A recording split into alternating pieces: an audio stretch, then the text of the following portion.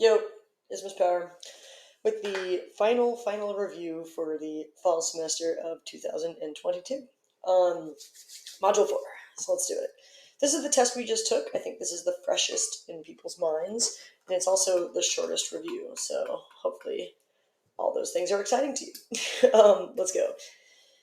First off, let me actually finish. I never know how to do the curly braces on the computer, and I'm unwilling to learn, so I am going to draw them in paint, and they've been drawn in paint. Hell yeah. Okay. The first question asks us to graph a piecewise function. I will be treating this one in red, I will be treating this one in green, and I'll be treating this one in blue. The first thing I like to do for these is actually care about this back part, the subdomains. Subdomains. I like to cut up the x-axis to say exactly like where I am putting each function. So the red function, the x minus 3 plus 1 function, says that I am ending at x equals 1 and never really starting, which means it's from negative infinity all the way up until 1. The green function starts at 1, so it starts where this one ends, and ends at 4. And so this is all of this part. And the blue function starts where the middle one ends and does not stop, which means it goes forever, to infinity. Okay. Now let's actually graph this stuff. All of these are right now in vertex form. We can change that. Right? We can do whatever we want. I'm going to do these in vertex form, but then I'll show you how to do otherwise. This vertex form is telling me that the slope is 1 because there is no number out front, and that a point on this line is positive 3, positive 1. Right? That's not in our subdomain. Right? If I put positive 3, positive 1, this isn't actually on the red part of the x-axis. I don't want to put this red dot here because it's over the green part of the x-axis, the subdomain for the middle term. So, what do we do? I can simplify this.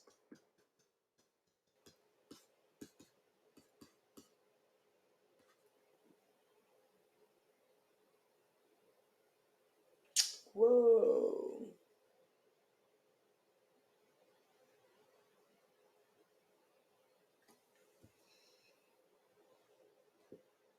Yeah, oh my gosh, that makes sense. I was like, no. I was thinking of negative stuff in my head, but it's actually positive stuff. We're good. Okay, we can simplify this in our heads, or in our paper, and do negative 3 plus 1 and get negative 2. Great. Now we're in y equals mx plus b form, which tells us that our slope is 1 and our y-intercept is negative 2. If we put that here, amazing. Now we're under the red part, so we can keep going. We can make a slope of 1, we can make a slope of 1, and then we can continue this slope forever. The other version of this is plugging in a t-chart for our line. We know we're going to want to plug in 1 because that was our end point, right? A t-chart with our endpoints.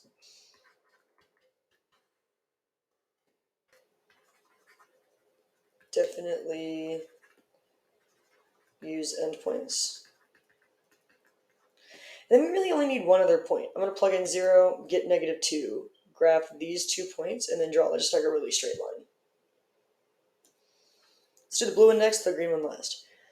The blue one says negative 2, x minus 3, plus 4. I'm going to do it the t-chart way. I'm definitely going to use 4 as one of my x's, and then I'll just pick any other x in my subdomain, my blue part, and I will go with 6. Okay, what's my y's? If I plug in 4, I get negative 2, 4 minus 3 plus 4, negative 2 times 1 plus 4 is negative 2 plus 4 is positive 2. What does this t-chart even tell me? It tells me that when I plug in 4, I get out 2, So 4, 2 should be one of my points. Same thing for 6. Parentheses first, multiplication next, addition last. When I plug in 6, I should get -2, and this is my line. Like the green one, it is not a straight line. Right? We cannot just connect these and be done with it.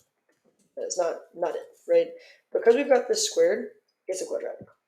I'm going to keep this one in vertex form for sure. This vertex form says I go over 2 and down 2.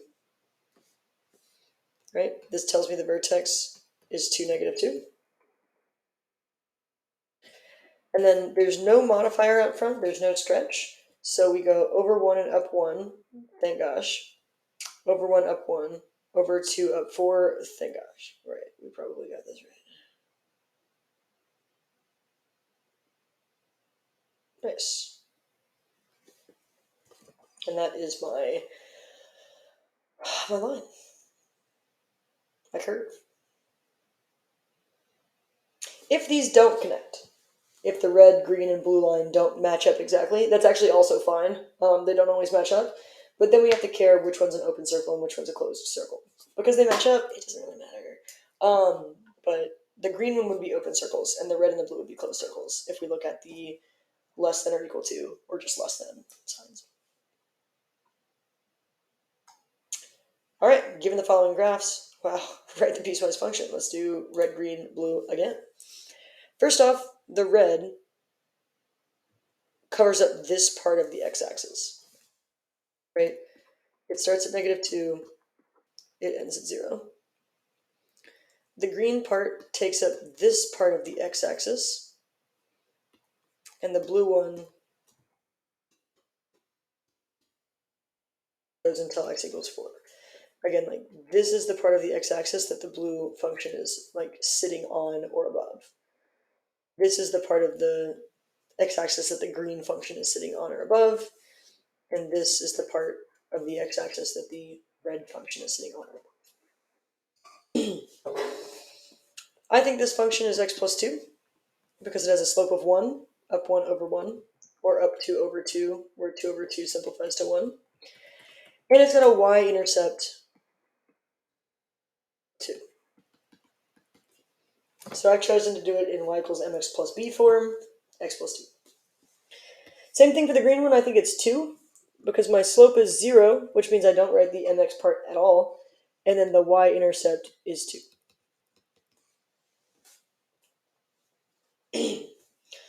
The blue one's trickier, and by trickier I mean, we'll be fine. I can write it in this form. That's a very silly version. Let's do the one. Right?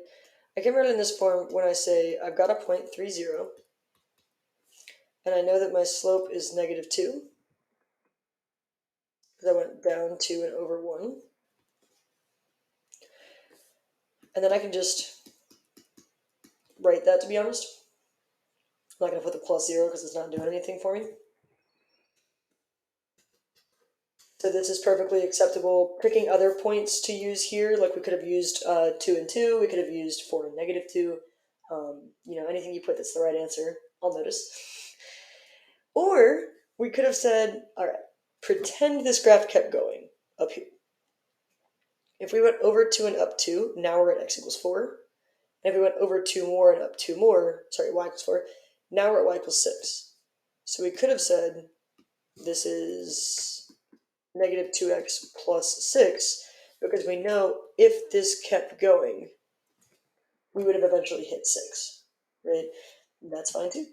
Also, if you distribute this, you get x plus 6, -2x plus 6. Okay, domain and range. The domain, it turns out, is the x part of the left point, like the point that is furthest left on the graph, and then the x part of the right point that is the rightestmost point on the graph. Because these are both closed circles, we'll both have brackets. This will be -2 all the way to 4. Because again, this is your leftmost point, and the x part of that was -2.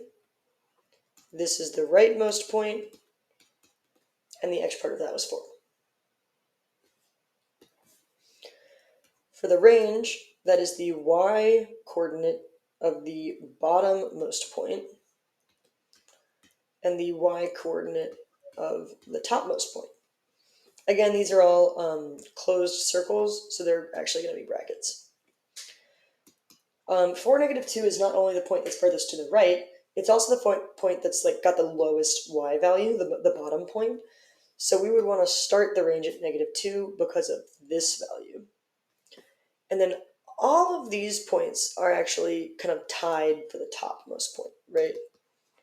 But all of them have the same y. They all have the y of 2. So let's just pick one. We'll pick this.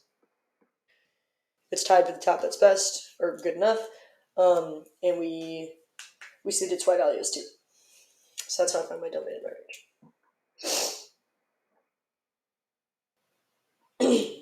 All right, let's graph each function.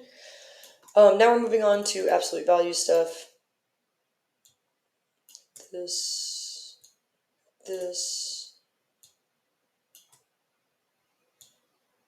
here. I'm going to graph my vertex first. So here I think my vertex is -2, -4. And here I think my vertex is 3, 7. I should have graphed this x-axis differently. That actually matters. I'm going to do it.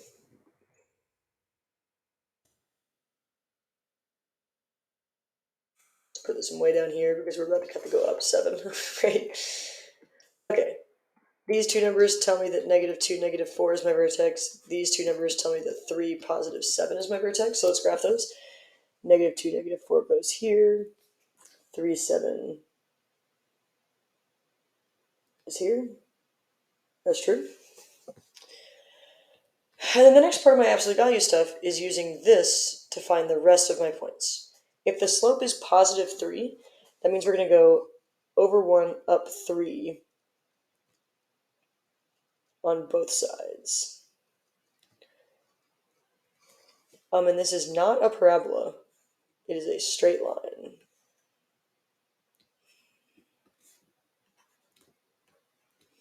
So the absolute value looks like. Over here, it's +2, so we'll go over 1, up 2 on both sides. Boom, boom. Absolute value. So this is a two-step process, right? The first step is finding the vertex, putting your point in your graph. That's half your points. And then your second step is using your slope to... Sorry, that was bugging me a lot. Using your slope to finish your graph, right? By using that slope on like the regular version of that slope on the right side and the negative version of that slope on the left side. Last one.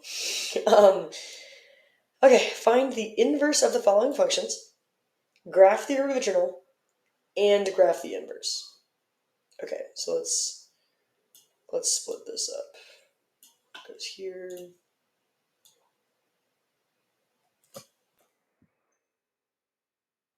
Over there. Okay, let's find the inverses first, and then we'll graph both of them. So the inverse here, the way we find inverses is if this used to be y equals 4x minus, or plus 8, this is now x equals 4y plus 8. I would subtract 8 from both sides. I would divide by 4 on both sides and get that my inverse is x minus 8 divided by 4. There's a slightly different way that I've been showing some of y'all to do that people really like, so let's do it here. If your original function is 4x plus 8, and I plugged in an x and wanted to get an answer, the first thing I would do to that x is multiply that x by 4. And then I would add 8 to both sides. So basically what I'm doing here is I'm collecting like what is this function doing. This function takes an x, multiplies it by 4, and then adds 8. My inverse, on the other hand, I want it to do the reverse thing in the reverse order. So over here, if I want to add by 8 last, on the inverse, I want to subtract by 8 first. If in the original function we multiplied by 4 first, in the inverse function, I want to divide by 4 last. And then to build my inverse, I start with an x, and then I travel up the blue arrow. I say, oh, the first thing we want this function to do is subtract x by 8. The second thing we want to do is divide all of that by 4. And we'll get the same thing.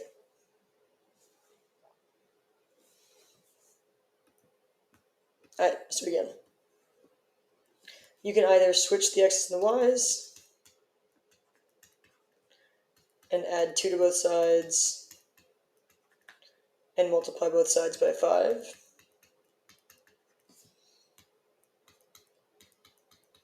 Get 5x plus 10. Or we can do this thing. And the answer is going to look a little bit different, but I'll show you why it's secretly just the same thing. If we have 1/5 x minus 2, we are multiplying by 1/5 and then subtracting 2. So our inverse version should be adding 2. And then I'm going to call this multiplying by 5 over 1. Right? Multiplying by 1/5 and multiplying by 5 over 1 cancel each other out. If we start with an x, the first thing we want to do is add 2 to it, and then we want to multiply the entire thing by 5. Is this the same as this? Yes. We would have to distribute this to make sure that it was the same thing, but it's the same thing. Okay, now on to graphing.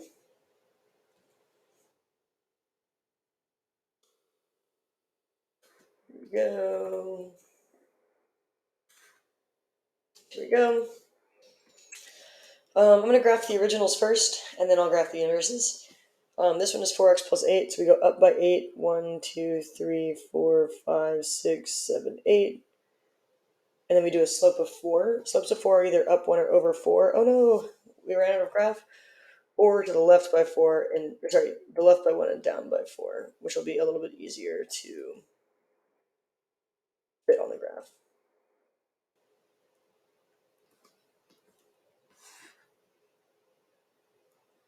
Great.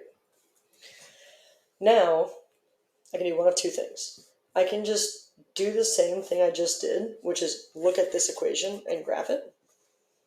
That's totally allowed. Or I can say, oh, if this was 0.-14, then 0.4 negative 1 will be on my inverse. If this is -2, 0, then 0, -2 will be on my inverse. If this is 0, 8, 8, 0 will be on my inverse. And we can graph our line like this.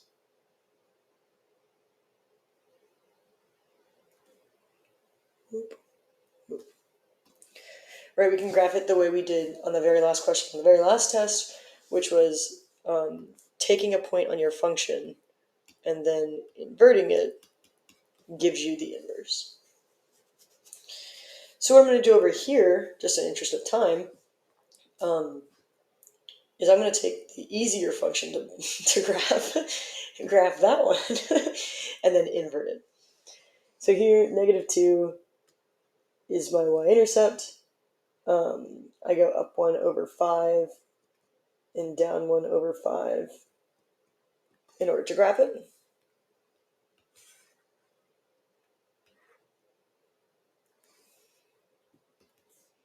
And then to graph my inverse, I will do the inverse thing.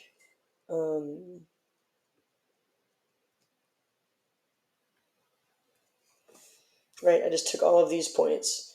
Like this was 5, -1, and this is -1, 5. This was 0, 2, negative 2. So this is negative 2, 0, right? I just flipped all these points and then connected the dots. Here's my function and its inverse. So this one's the function, this one's the inverse. This one's the function, and this one's the inverse. Yeah, those are the finals reviews. I will give you the department version of the review today, just so you have more practice if you want it. And, you know, final push before winter break. Show up, show out. I'll see you in class.